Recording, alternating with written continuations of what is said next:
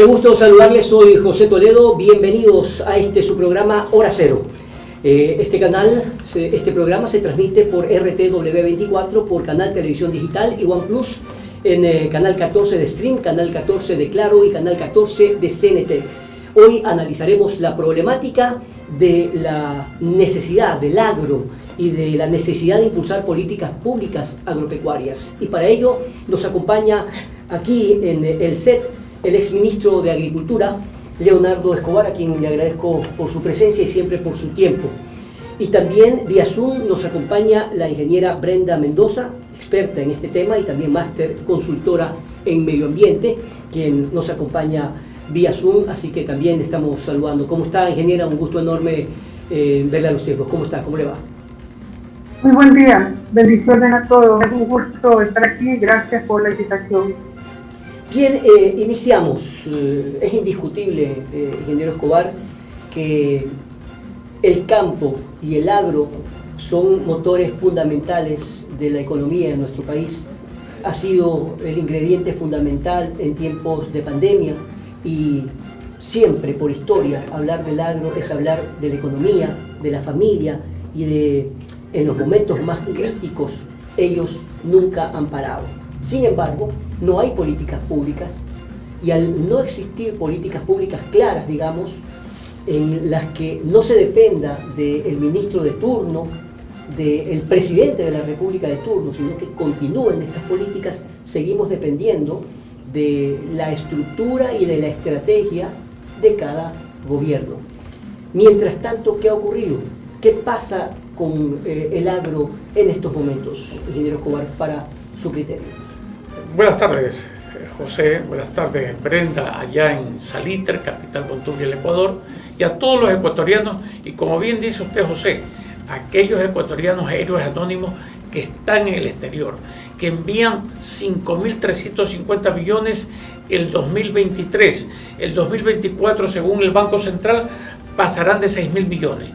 De esos 6.000 millones, el 23% son para inversiones nacionales en construcciones, en agricultura, en pequeños comercios.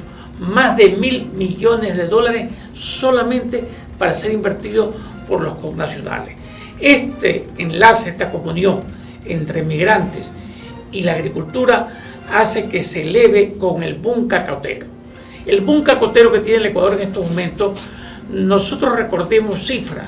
2016 exportábamos 400 millones de dólares. 2017, 450. 2023, hace 2 años, 1.375 millones de dólares. El año pasado, según el Banco Central, estamos llegando casi a 3.000 millones de dólares. El precio de cacao en enero del 2024 costaba $100 el quintal. Cerró con $500 el quintal. Tenemos 195.000 productores cacoteros. Tenemos 629.000 hectáreas. El cultivo más extenso, el cultivo más dinámico en agricultores, y que si usted lo multiplica por 5 en cada familia, tenemos 1 millón de personas relacionadas. Esto implica que la agricultura es el motor del país, es lo que siempre se ha llamado la matriz productiva. No estamos hablando de banano, no estamos hablando de cacao, de flores, de balsa, de brócoli, de pitahaya. Bien, vamos a ir detallando cada cosa y especificando por qué razón es importante políticas públicas, no solamente para que estas cifras que usted habla, que son bastante importantes, fundamentales para la economía de nuestro país, no solamente se mantengan, sino mejoren todavía, porque al mejorar no solamente la economía, mejora también la situación de los agricultores y sus familias, de tanta gente que depende de aquello. Quiero saludar también, como decía la ingeniera Brenda Mendoza, usted es experta en todo lo que significa políticas públicas. ¿Qué significa políticas públicas? ¿Por qué hay que diferenciar entre la estrategia, la estructura política que pueda tener un gobierno en general, una cámara de agricultura o un ministro, versus lo que debería continuar permanentemente? Ingeniera. Buenas tardes. Bueno, realmente más que no haber política pública, lo poco que hay no se aplica. Ese es el gran detalle. De hecho, podemos decir que gobierno tras gobierno el sector agropecuario ha sido la última rueda del coche. Es triste decirlo, pero el eje que mueve el mundo no es el dinero, es la agricultura, porque sin agricultura no hay alimento, entonces no hay población. Pero siempre la rueda digamos, el carro se desvalija por la parte más débil. Entonces, ¿cuál es la situación?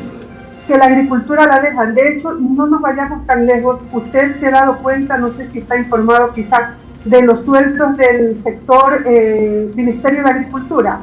Generalmente los técnicos que están en la calle, en el campo, en territorio, como quien dice, son sueldos muy bajos. Son SP3 probablemente, que son como unos 800, 900 dólares.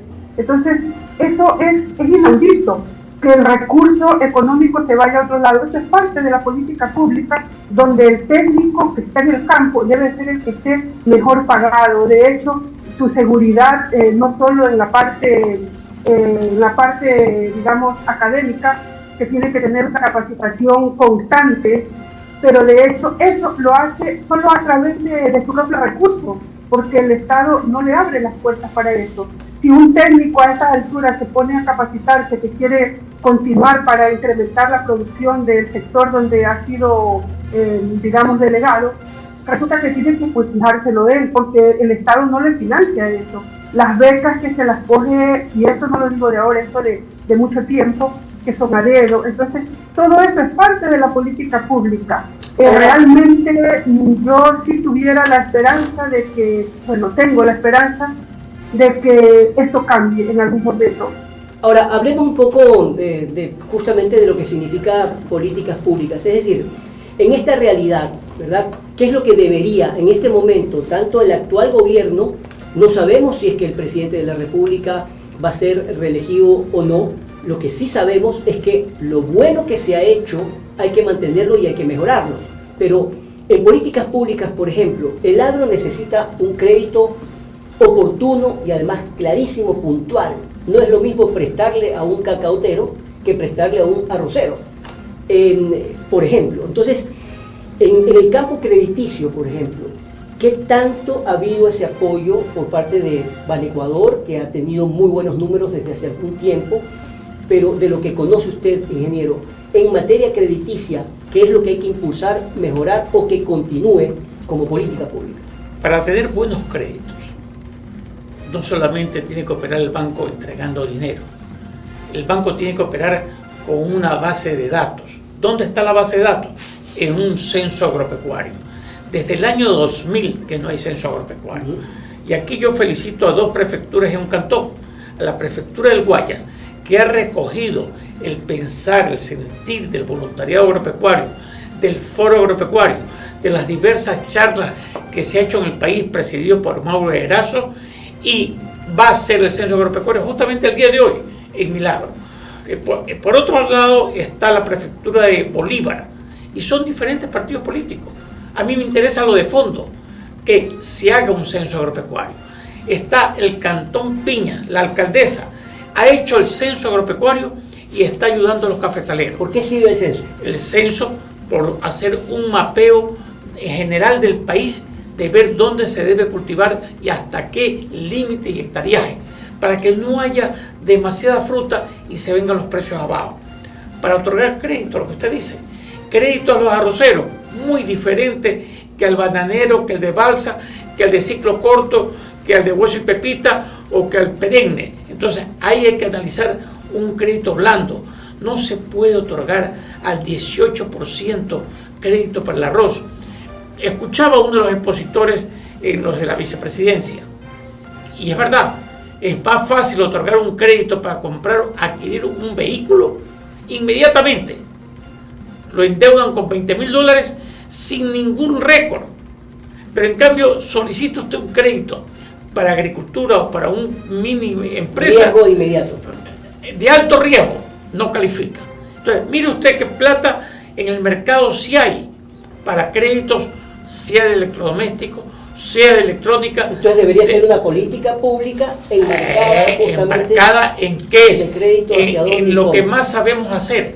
¿Qué es lo que más sabe hacer el Ecuador? Agricultura, ganadería, pesca, turismo. ¿Quién puede hablar que no somos los primeros del mundo en atún y camarón?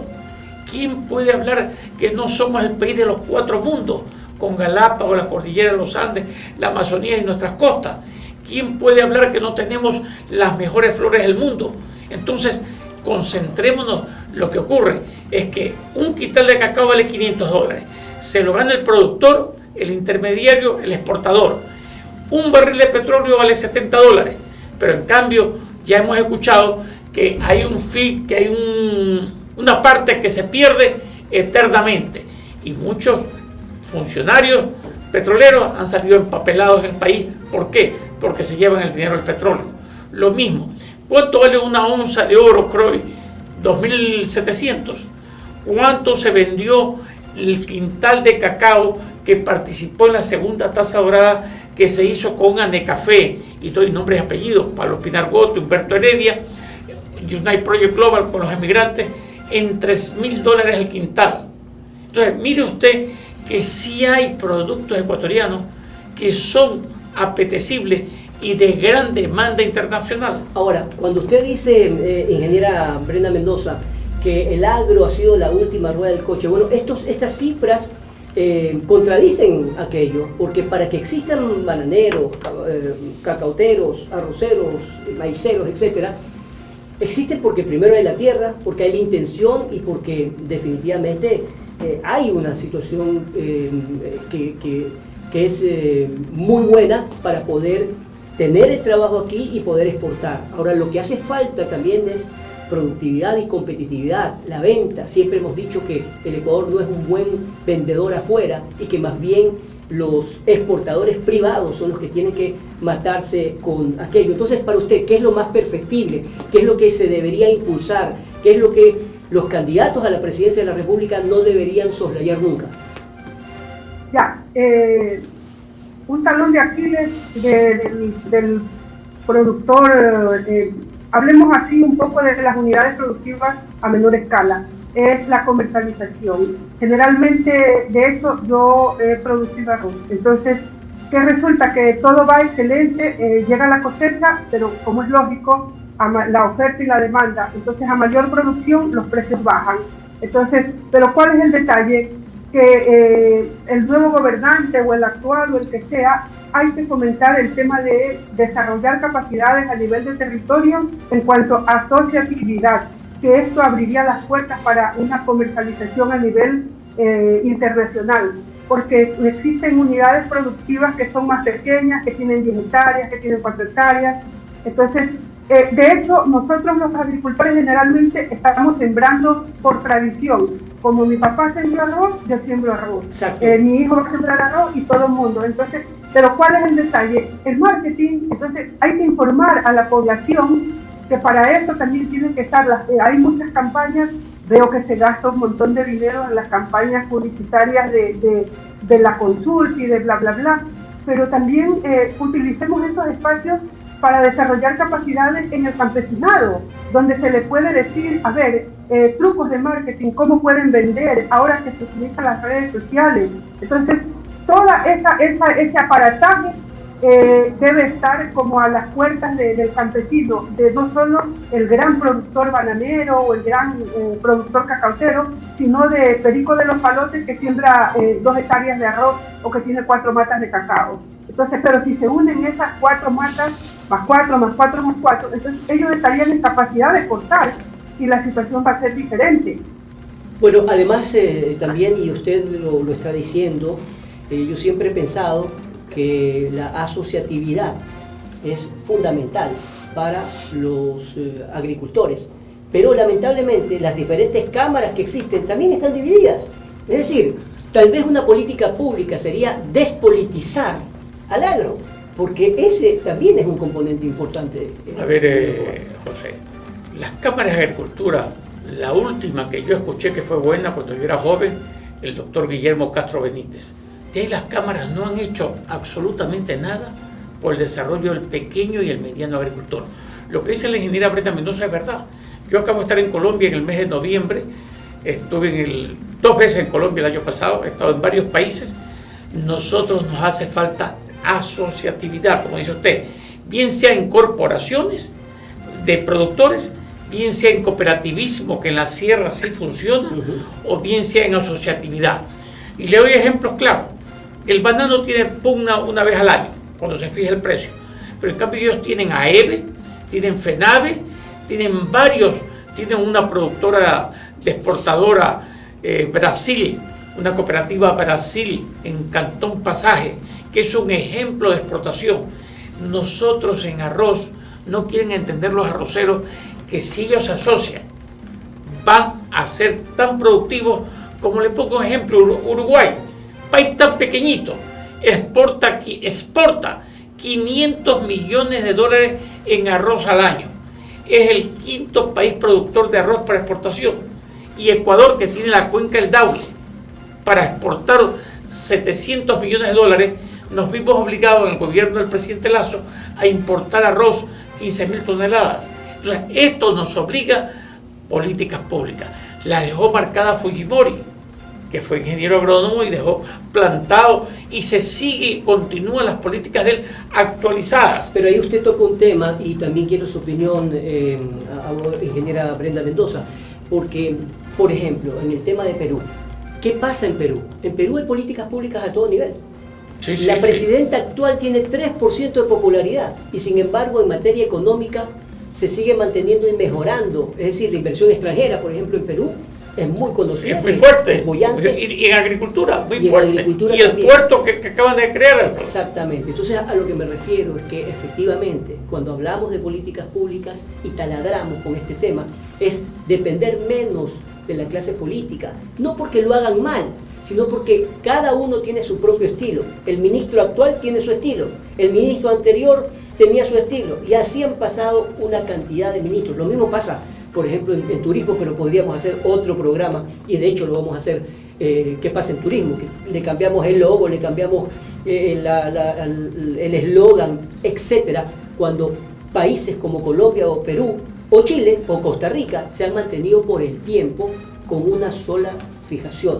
Entonces, vayamos ahora a cambiar un poco. Usted decía la asociatividad y que, por ejemplo, en la sierra sí se cumple. ¿Por qué? Hay sitios en donde sí se puede cumplir y efectivamente hay otros que no. Los cultivos en la sierra son cultivos mucho individuales, de familia, horticulturas, legumbres, frutas. Entonces es más fácil que se puedan asociar la necesidad. Segundo, los alcaldes de la sierra en ese punto como que los han preparado más, sea en políticas públicas de cooperativismo. En la costa el cooperativismo no existe. Mire usted, como ejemplo, la península de Santa Elena debiera ser, Jaime Rolós dijo que debiera ser el granero de América. Están las comunas, pero las comunas no han sido desarrolladas en forma agropecuaria, teniendo un trasvase que se hizo, en cambio ha sido desarrollado por grandes productores. ¿Qué es lo que nos falta? Lo que decía Brenda, también asesorar al campesino, educarlo. No se puede basar en que el ingeniero agrónomo es el que tiene que educar al campesino. Y aquí hay son las políticas de Estado. Y aquí hay un problema que seguramente usted, Brenda, lo debe vivir permanentemente en el campo, porque hay una deserción en el campo. Los jóvenes están queriendo hacer otro tipo de negocio porque dicen, yo lo veo a mi papá, lo veo a mi abuelo, solamente endeudado, emproblemado, con estrés, que a veces hay plata y se compran X cantidad de cosas y de repente la mayor cantidad de tiempo pasan endeudados. Entonces, ¿qué quiere el joven? Irse a hacer otro tipo de negociaciones o intervenir en otros campos definitivamente y están abandonando el campo. Si se hace ese verdadero censo agropecuario, va a ver que efectivamente los colegios agropecuarios, por ejemplo, hay muy pocos cuando debería ser mucho más. Entonces, ese incentivo al joven agropecuario, no sé si estoy equivocado, pero me parecería que hay mucha deserción en el campo, ingeniera Mendoza. Justamente el tema de, en algún momento escribí un artículo justamente de esto, emigración del campo a la ciudad. Hace muchos años también me tocó vivir en un país en Europa donde había un programa que se llamaba cambiar el asfalto por el campo. Entonces las personas de las grandes ciudades empezaron a irse de las ciudades a buscar el campo, buscar naturaleza y una vida más tranquila. Sucede que nosotros aquí, nuestros jóvenes y muchas personas mayores se van buscando las ciudades porque en el campo ya no encuentran ese incentivo, porque ese recurso que adquieren por el negocio de su producción es muy bajo, ya no les alcanza, los hijos exigen más, pero eso se puede revertir. O sea, nosotros necesitamos que el joven se enamore del campo, entonces hay que mostrarle situaciones, o sea, los impulsos que deben haber para que nadie se vaya, para que la gente se quede, y al contrario, regresen al campo. Eso depende también muchísimo de los gobiernos, inclusive eso podría enlazarse con el tema de turismo, un turismo rural, donde haya una fuente de emprendimiento que, por ejemplo, hay programas que se hacen, que también he visto en otros países, donde hacen cabañas en el campo, pero esas cabañas donde ofrecen hospedaje son los mismos agricultores que preparan comida, entonces vienen extranjeros. Aquí no se da eso porque la gente desconoce que puede hacer eso, o sea, no se abre esa iniciativa. Entonces podrían tal vez articularse acciones entre turismo, agricultura, ambiente, donde se puede de cierta manera impulsar al campesino a quedarse. Sí, es indudable que sí hay el turismo agropecuario, pero en diferentes zonas, ¿no? Por eso cuando yo hablo de políticas públicas, es decir, a ver, determinemos lo que significa un agroturismo en diferentes zonas con este tipo de estrategias para que se haga un mapeo en donde venga el turismo el turista y sepa perfectamente dónde ir. Acá es a la buena de Dios.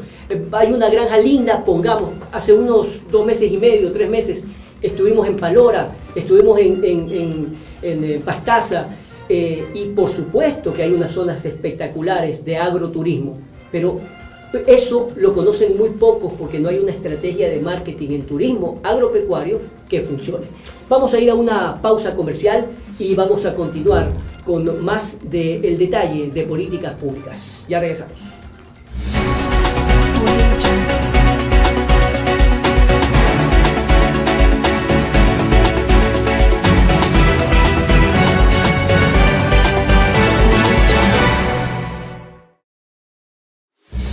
Aquí iniciamos el espacio publicitario. Aquí iniciamos el espacio publicitario.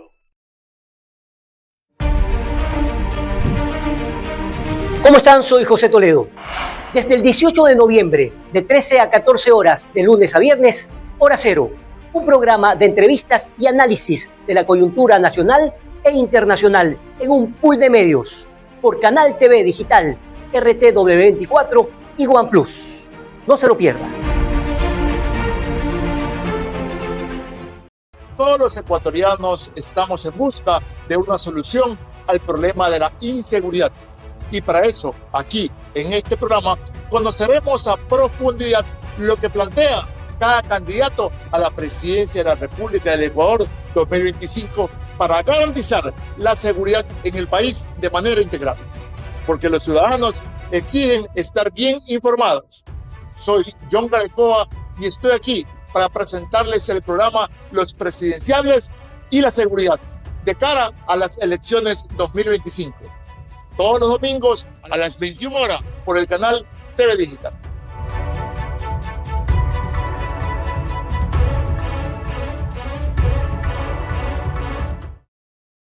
¿Alguna vez has soñado con crear tu propio programa de televisión, un video comercial, un podcast, conferencias o streaming? En Canal TV Digital hacemos que esas ideas se hagan realidad. Aquí solo trabajamos con lo mejor, equipamiento de última generación para asegurar la más alta calidad en cada producción, de noticias, farándula o deporte, un escenario de entrevistas, un espacio para producciones más creativas. Tenemos todo lo que necesitas. Alquilar nuestro estudio es fácil. Elige la fecha y el espacio que necesitas y listo. Tu visión está a solo unos clics de distancia. ¿Listo para dar vida a tus ideas? Contáctanos hoy mismo.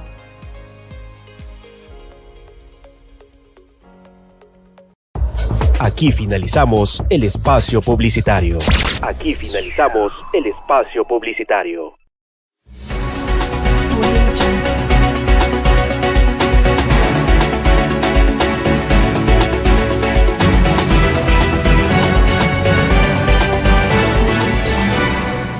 Bien, continuamos con más de Hora Cero, analizando las políticas públicas agropecuarias, la necesidad de impulsar al campo, pero con estrategia y, por supuesto, con un pensamiento a largo plazo. Recuerdo cuando escribí el libro La agricultura y la política pública agropecuaria 2020-2030, era justamente hablar de 10 años, pero no puede haber un vaivén. Por ejemplo, el Ecuador tiene agua, pero no tiene riego. ¿Cómo es posible que en la agricultura no exista aquello, ingeniero? Porque en el Ecuador no se siembra agua como siembra Israel.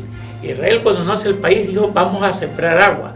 Nosotros tenemos agua de la lluvia que cae, de los deshielos de la cordillera, pero esas aguas se van a la Amazonía y pasan al Atlántico, o bajan a la costa del Pacífico y se pierden. No se le aprovecha. Nosotros no hacemos reservorios ni grandes presas, no acumulamos agua. Usted tiene la provincia de Manabí, es la única provincia que no tiene límites con la cordillera de los Andes. Ese es el problema de la sequía de Manabí. ¿Por qué? Porque tendría que el prefecto, el ministro, el ejecutivo, el Estado permanente hacer reservorios grandes o grandes trasvases a Manabí. No, lo que usted acaba de poner el dedo en la llaga es verdad, no sembramos agua, las desperdiciamos totalmente. Y en políticas públicas son necesarios el crédito y el agua que dice usted, pero el primero es el censo agropecuario.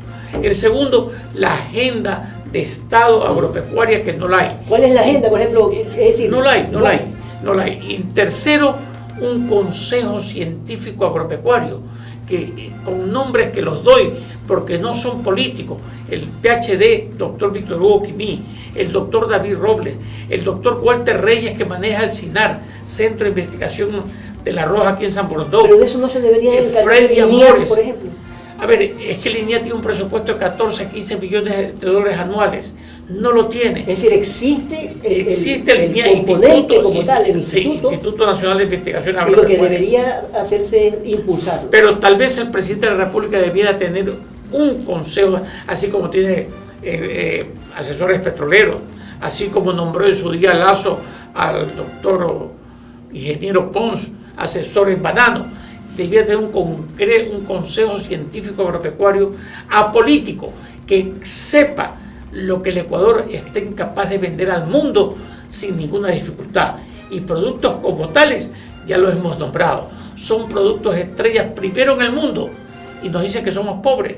¿Cómo eres primero en el mundo en cacao, en flores, en balsa, en banano, en plátano, en pitahaya, en tantos productos, y somos pobres? ¿Por qué? Porque no hay políticas públicas agropecuarias. Entonces, el dinero del petróleo que se tenía que sembrar, no se sembró. Y el dinero de la minería queda en pocas manos y destroza parte del agua, lo que usted dice.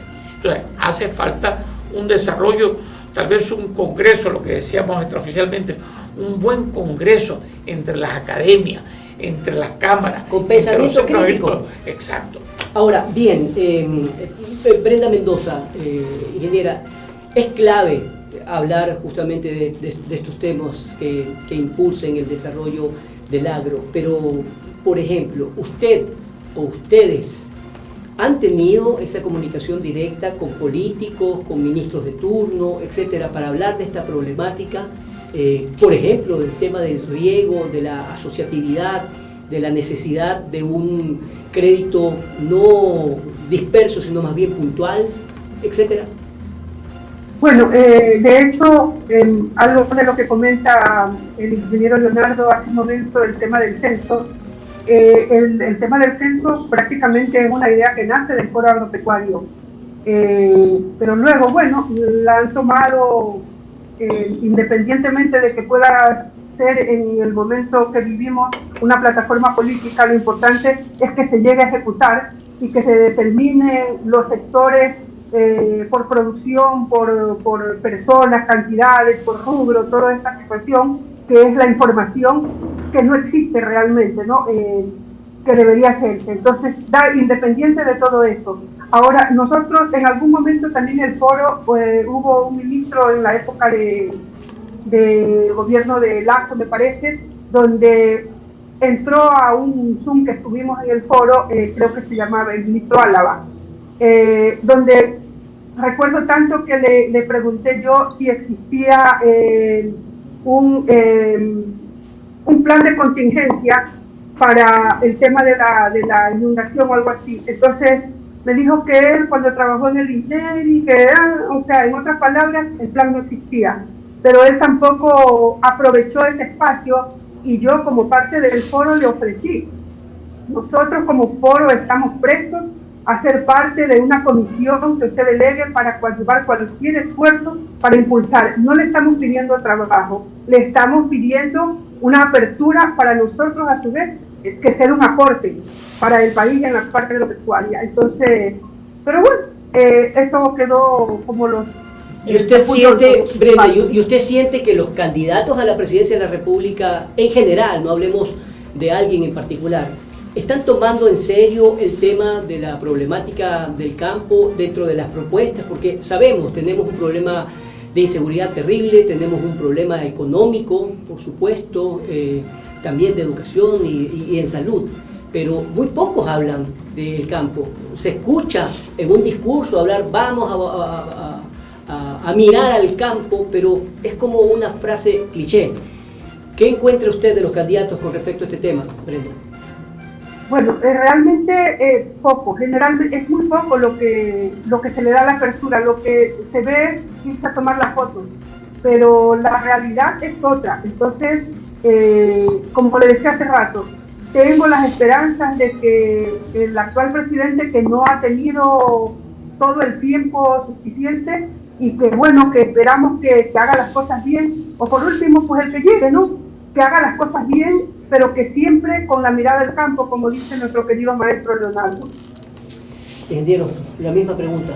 ¿Hay una intención, planes concretos, clarísimos, o definitivamente eso no se ha visto? No los hay, porque en el debate presidencial, usted que es un máster, un maestro en comunicación, en el debate presidencial no hay un punto específico: agricultura, ganadería, pesca y turismo.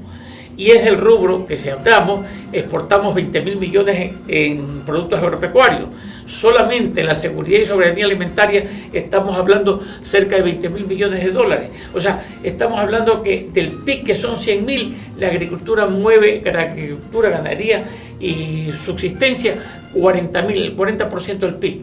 Y no hay preguntas concretas. Eso, lo que dice Brenda, no hay políticas públicas. Lo que dice usted, no hay, en el debate presidencial de domingo hoy, no hay una pregunta, un esquema claro. Entonces, no hay la importancia de volver la mirada al campo. Y queda más que la fuente de empleo más grande en el Ecuador es la agricultura. 2.800.000 personas. Y las UPAs que dice Brenda Mendoza, unidades productivas agropecuarias, son 870.000 unidades productivas agropecuarias. Ahí es donde yo digo que no solamente el Consejo Nacional Electoral tiene esta responsabilidad en el debate de delimitar una de las preguntas o varias que tengan que ver con este tema. Me imagino que los candidatos algo van a esbozar sobre el tema de agricultura, pero muy poco. Pero ¿por qué solamente depender de ese debate? ¿Por qué la academia? ¿Por qué los diferentes foros?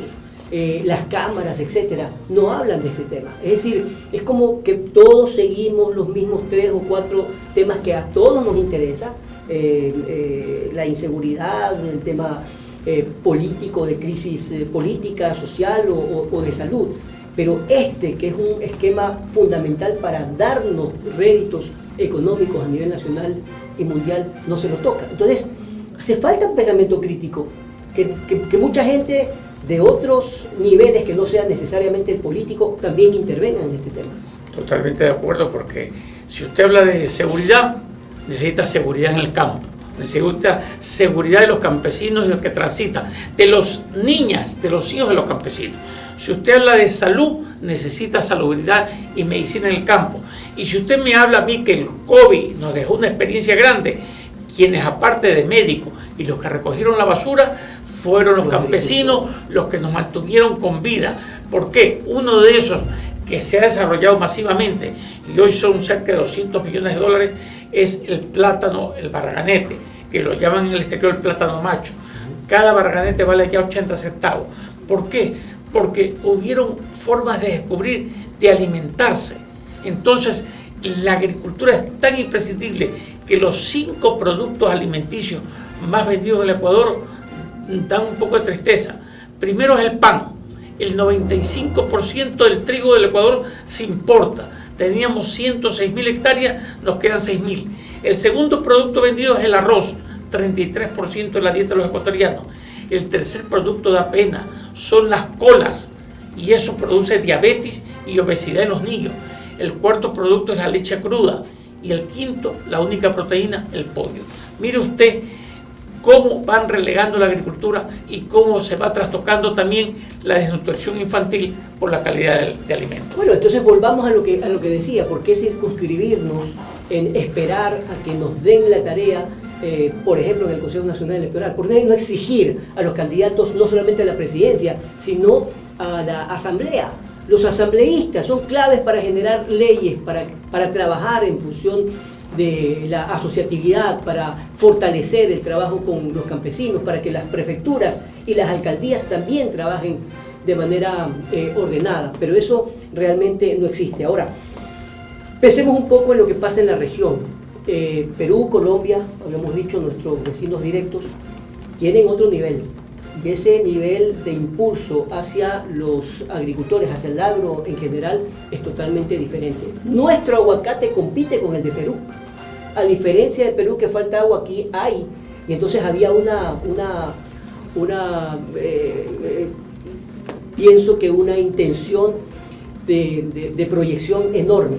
Vean lo que pasa con la pitahaya. La pitahaya ecuatoriana se va primero a Estados Unidos, luego a Europa, y ahora está llegando ya a Asia. Imagínense ese mercado. Exactamente. Entonces, ¿cómo lograr que ese desarrollo tenga un impulso diferente y se tecnifique? Y más bien, además, y eso es el último tema que les quiero abordar, es el valor agregado.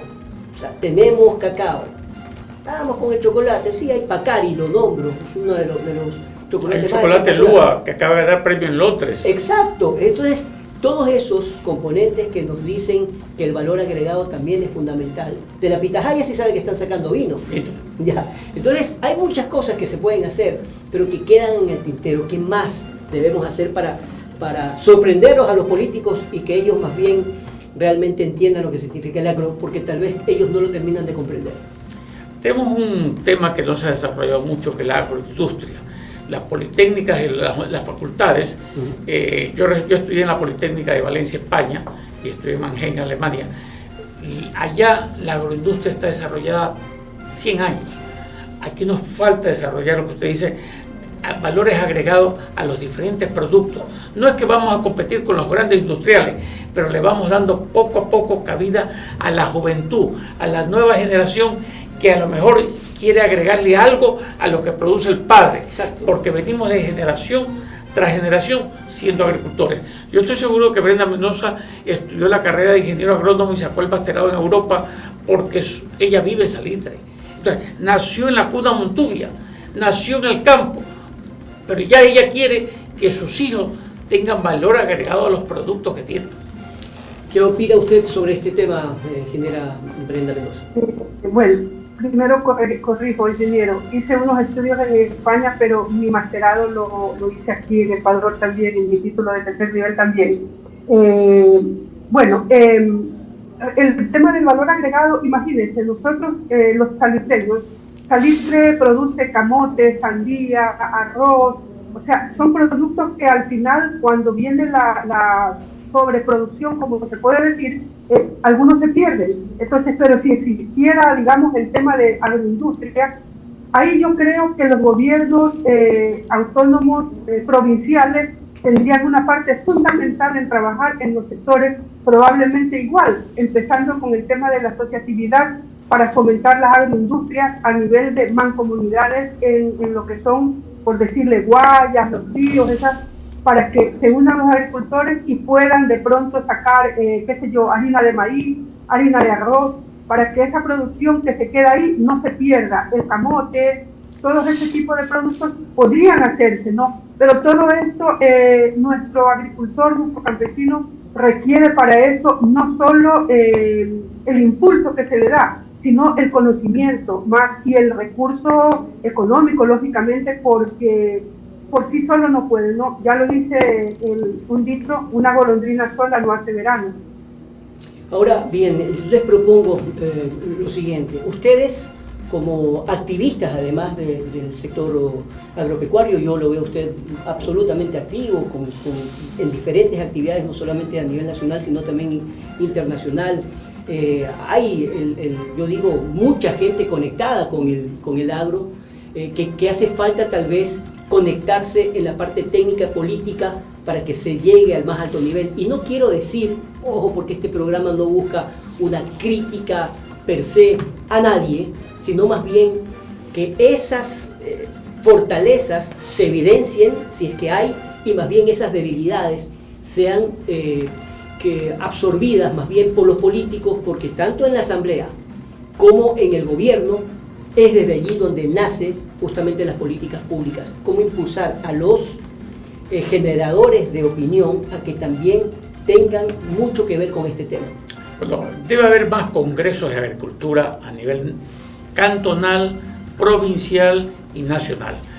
Cuando yo fui asambleísta a temprana edad en 1984 y me retiré en 1996, fomentaba mucho con los alcaldes o presidentes de consejo que se llamaban en aquella época, fomentar la comunión de qué es la agricultura, qué es el desarrollo campesino, qué son las políticas públicas, el programa fundamental de este día.